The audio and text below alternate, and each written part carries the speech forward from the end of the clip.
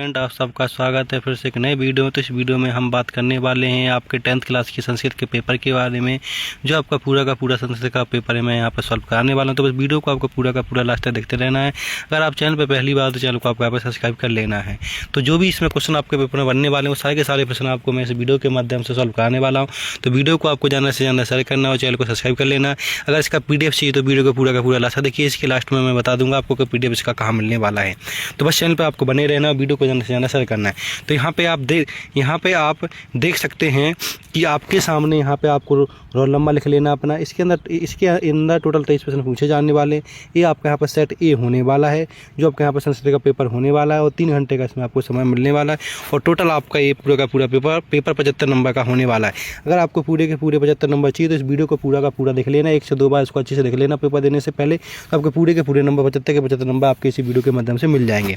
तो हम इसमें बात कर लेते हैं आपके सामने पहले प्रश्न की कि इसमें सबसे पहला ऑप्शन क्या पूछा गया उसकी हम यहाँ पे बात कर लेते हैं। तो यहाँ पे आप देख सकते हैं कि आपके सामने जो पहला ऑप्शन पूछा गया है कि उचित विकल्प चित्र लिखकर, मतलब कि सही विकल्प आपको यहाँ पे बताने हैं। आपके सामने 4 ऑप्शन दिए जाएंगे, 4 में से कोई एक सही होगा उसको आपको यहाँ पे बताना है। और टोटल आपके यहाँ पे 6 प्रश्न पूछे जाने वाले हैं। तो ये पूरा का पूरा संस्कृत का पेपर आपका होने वाला है। तो बस वीडियो में बना रहना, सारे के सारे आंसर आपको इस वीडियो के माध्यम से मिलने वाले हैं। यहाँ पर सबसे पहला प्रश्न पूछा गया कि रामस्य इत्यादि पदे वचनम अस्ति। रामस्य है वो कौन सा वचनम है, तो आपको यहाँ पर टिक कर देना है ए, मतलब कि एक वचन है, ऑप्शन ए पे क्लिक कर देना है। ऑप्शन दूसरा पूछा है कि लतायम इत्यादि पदे का विभक्ति अस्ति, तो यहाँ पे आपका आ जाएगा ऑप्शन डी सतपी आ जाएगा। ठीक है। इसके प्रश्न नंबर तीसरा पूछा गया, प्रश्न नंबर तीसरे में पूछा है कि नज्ञ इत्यादि पदे वचनम अस्ति, तो इसमें आ जाएगा कौन सा वचन है, एक वचन। तो एक वचनम आपको यहाँ पे लिख देना प्रश्न नंबर तीसरे में। इसके प्रश्न नंबर चौथे की बात कर लेते हैं। प्रश्न नंबर चौथे में पूछा गया है कि रमा इत्यादि पदे का विभक्ति अस्ति, मतलब कि रमा शब्द में कौन सी विभक्ति है, तो यहाँ पे आपका आ जाएगा प्रथमा विभक्ति, मतलब कि ये ऑप्शन यहाँ पर टिक कर देना है। प्रश्न नंबर पाँचवा पूछा गया कि अहिम स्वग्रामा ग्राम्यस्मि इत्यादि वाक्य आभ्यम अस्ति, कौन सा आभ्य है उसमें, तो यहाँ पर श्रवा आ जाएगा, ऑप्शन बी आपको यहाँ पर टिक कर देना है। प्रश्न नंबर 6 की बात कर लेते हैं। तो प्रश्न नंबर 6 में पूछा गया है कि यहाँ पर 6 में पूछा गया कि सदाचार एवं परमो धर्म अस्वी वाक्य आभ्यम अस्ति, तो यहाँ पे आ जाएगा एव, ऑप्शन बी यहाँ पे आपको टिक कर। इस तरह से पूरे के पूरे आपके यहाँ पे सही विकल्प होते हैं, इनको आपको यहाँ पे अच्छे से याद कर लेना है। अब हम बात कर लेते हैं यहाँ पे प्रश्न नंबर दूसरे की। प्रश्न नंबर दूसरे में पूछा गया कि शुद्ध वाक्यम सम आम्य और अशुद्ध वाक्यम सम न इत्यादि, मतलब अगर सही वाक्य होगा तो वहाँ पे आम्य लिखना है, अगर वहाँ पे गलत वाक्य होगा तो आपको यहाँ पे ना लिख देना। तो इस तरह से आपको पूरे के पूरे प्रश्न में यहाँ पर सॉल्व करने वाला हूँ। तो यहाँ पर सबसे जो पहला ऑप्शन पूछा गया वो यहाँ पर देख लीजिएगा। तो सबसे पहला प्रश्न पूछा गया कि भविष्यति इत्यादि पदे मध्य पुरुषम अस्ति, ये सही है या गलत है, तो यहाँ पे ऑप्शन आ जाएगा गलत है, तो यहाँ पे आपको यहाँ पे आपको ना लिख देना। ठीक है। इसके बाद पूछा गया खा कि आगच्छति यद्यति पदे एक वचनम अस्ति, तो यहाँ पे आपको लिख देना आम्र, तो ऑप्शन यहाँ पे आपको टिक कर देना दूसरा। ठीक है, आम्र कर देना।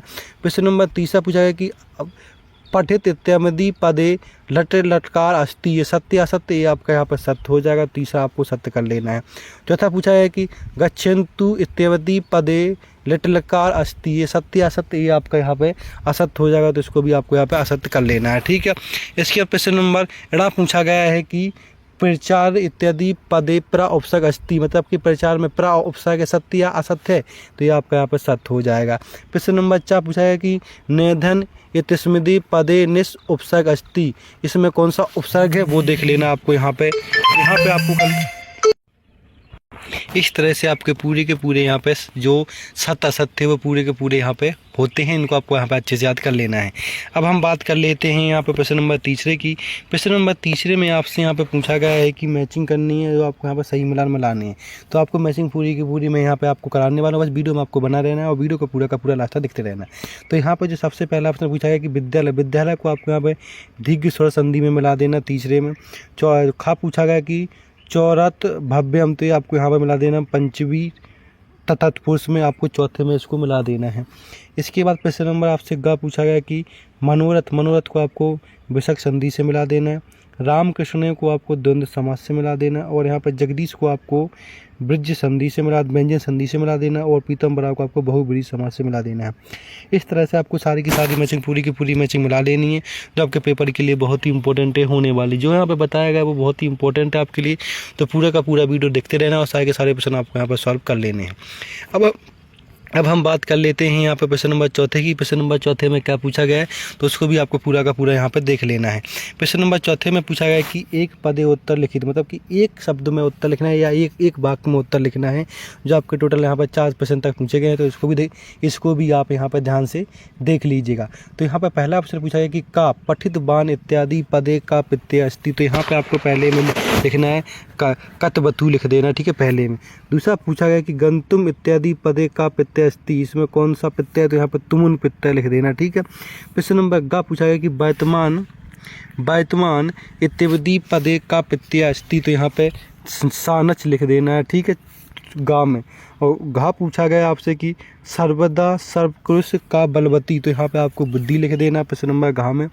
इसके बाद पूछा गया कि इड़ा में आपको अत जीवती की दृश्यम जातम, तो यहाँ पे आपको दुर्बहम लिख देना प्रश्न नंबर 5वें में। इसके बाद 4 में पूछा गया कि कैन संबंधन वाल्मीकि लवकुशे गुरु, तो यहाँ पे आपको लिख देना उपनयनो परिदेशन आपको यहाँ पे लिख दें। तो इस तरह से आपको पूरा का पूरा जो आपका चौथा नंबर प्रश्न है पूरा का पूरा आपको यहाँ पे ध्यान से इसको अच्छे से याद कर लेना है। इसके बाद नेक्स्ट प्रश्न की बात कर लेते हैं। तो यहाँ पर नेक्स्ट प्रश्न आपका होता है प्रश्न नंबर 5वां। प्रश्न नंबर 5 में क्या पूछा गया वो यहाँ पे बात कर लेते हैं।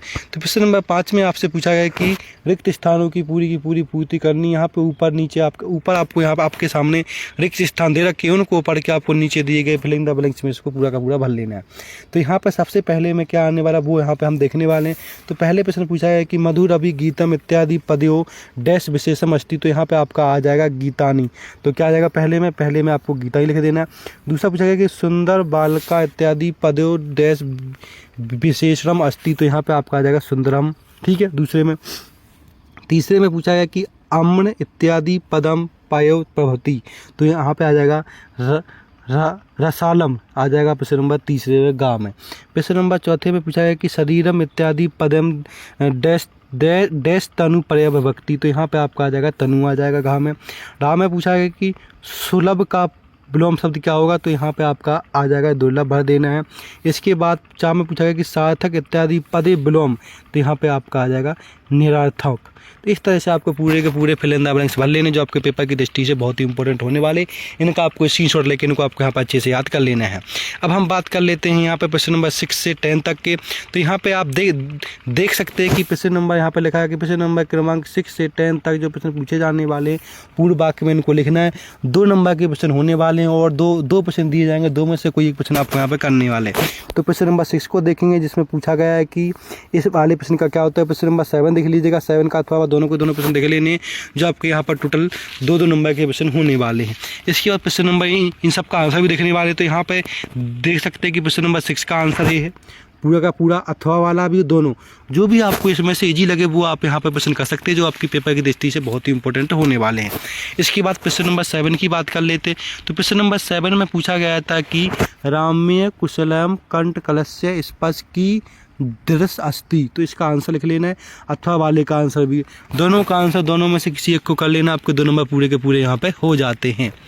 अब हम बात कर लेते हैं यहाँ पे प्रश्न नंबर 8 की। प्रश्न नंबर 8 में आपसे क्या पूछा गया उसकी बात कर लेते।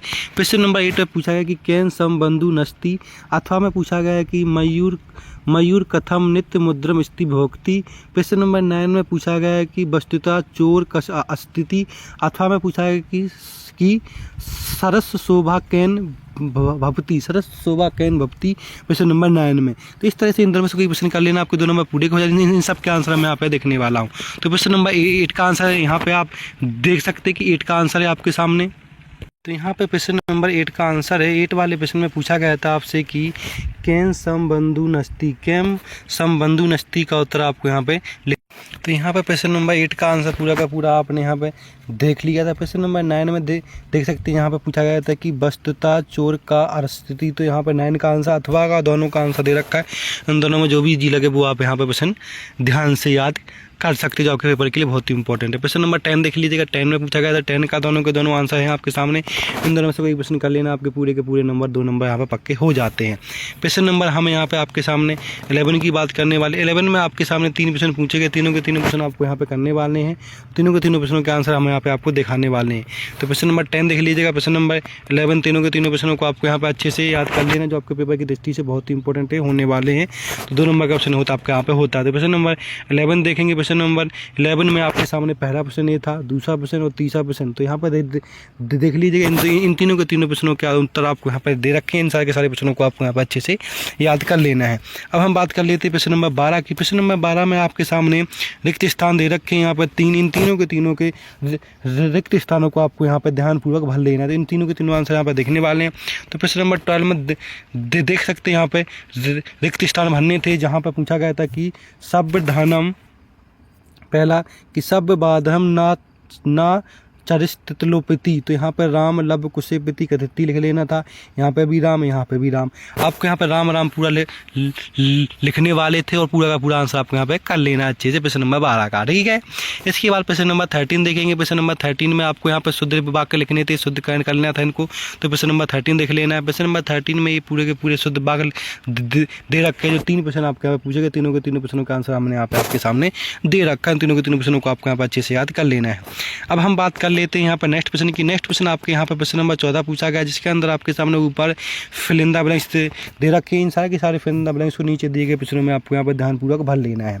तो अब हम बात कर लेते हैं प्रश्न नंबर 14 के पूरे आंसर। तो यहाँ पे देख सकते हैं कि प्रश्न नंबर 14 में पूछा गया था, पहले प्रश्न का आंसर यहाँ पे भर लेना है, दूसरे में आपको भर लेना है, ठीक है। इसके बाद प्रश्न नंबर 3 की बात कर लेते हैं। प्रश्न नंबर 3 में भर लेना है, प्रश्न नंबर 4 में भर लेना है, प्रश्न नंबर 5 में, 6 में। तो इस तरह से आपको सारे के सारे प्रश्नों के उत्तर आपको यहाँ पे मिलने वाले हैं। बस वीडियो में बना रहना, वीडियो को पूरा का पूरा लास्ट तक आपको यहाँ पे देख लेना है, ठीक है। प्रश्न नंबर 15 देख लेना। प्रश्न नंबर 15 में आपके सामने 4 प्रश्न दे रखे हैं, चारों के चारों प्रश्नों के उत्तर आपको यहाँ पर लिखने हैं। तो चारों के चारों प्रश्नों के उत्तर आपको यहाँ पर मिलने वाले हैं। बस वीडियो को पूरा का पूरा आपको यहाँ पर लास्ट तक देखते रहना है। तो सारे के सारे प्रश्नों के आंसर आपको इस वीडियो में मिलने वाले हैं। तो प्रश्न नंबर 15 को देख लेना। प्रश्न नंबर 15 के पाँचों के प्रश्नों के आंसर दे रखे हैं। इन सारे के सारे प्रश्नों को आपको यहाँ पर देख लेना, देख सकते हैं सारे के सारे प्रश्नों के आंसर। यहाँ पर पहले का आंसर ये है, दूसरे का आंसर देख लीजिएगा, प्रश्न नंबर 3 का, 4 का, सारे के सारे प्रश्नों का आंसर दे रखे हैं। सारे के सारे प्रश्नों को आपको यहाँ पर ध्यानपूर्वक अच्छे से याद कर लेना है। प्रश्न नंबर 16 में दे रखा है, यहाँ पे आपको इनमें इसको वाक्य को कर्मवाच्य बनाना है, दूसरे वाले को आपको यहाँ पे कृतवाच्य बनाना है और तीसरे को कर्मवाच्य बनाना है। तो इन सारे के सारे जो वाक्य दे रखे हैं इनको आपको यहाँ पर चेंज कर देना है। तो ये प्रश्न नंबर आपके सामने 16 देख लीजिएगा और प्रश्न नंबर 17 देख लीजिएगा, ठीक है। तो प्रश्न नंबर 16 का आंसर पूरा का पूरा ये है, तीनों के तीनों प्रश्नों का आंसर यहाँ पे है। तो देख सकते हैं पहला, दूसरा, तीसरा, तीनों के तीनों प्रश्न आपको यहाँ पर अच्छे से कर लेने हैं।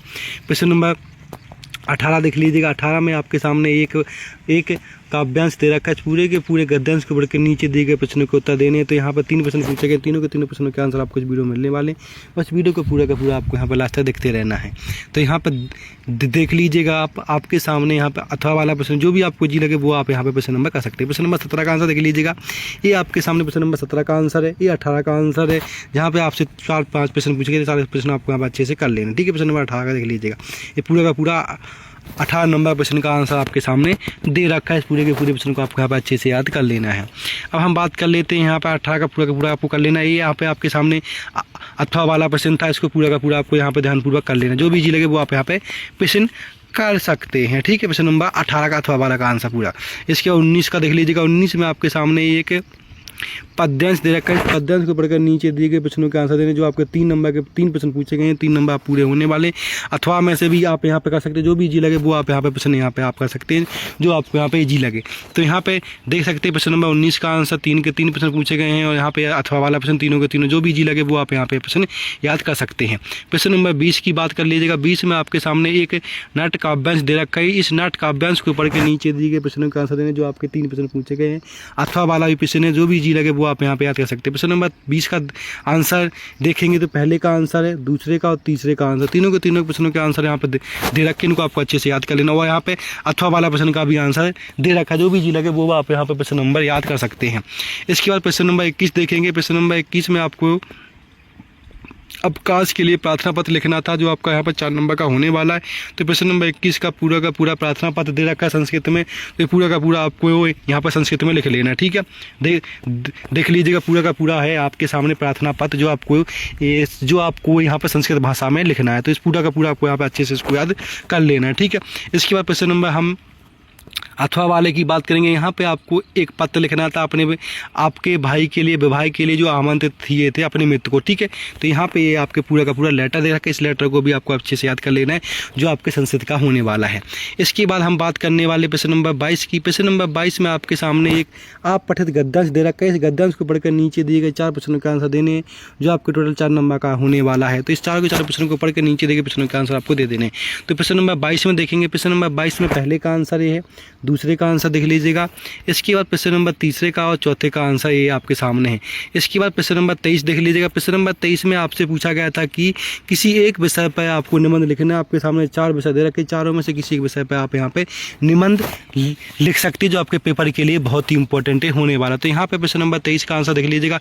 ये 23 का आंसर आपके सामने पूरा का पूरा है, इसको पूरा का पूरा आपको याद कर लेना है, जो आपके पेपर की दृष्टि से बहुत ही इंपॉर्टेंट होने वाला। तो इस तरह से आपका पूरा का पूरा 10th क्लास का संस्कृत का पेपर सॉल्व होता है, जो आपके पेपर के लिए बहुत ही इंपॉर्टेंट है। पूरे का पूरा वीडियो को लास्ट तक देख लेना है। जो भी प्रश्न मैंने यहाँ पे आपको क्या होता है बताया, वो सारे के सारे प्रश्न इंपॉर्टेंट है, उन सारे के सारे प्रश्नों को आपको यहाँ पे अच्छे से याद कर लेना है। धन्यवाद।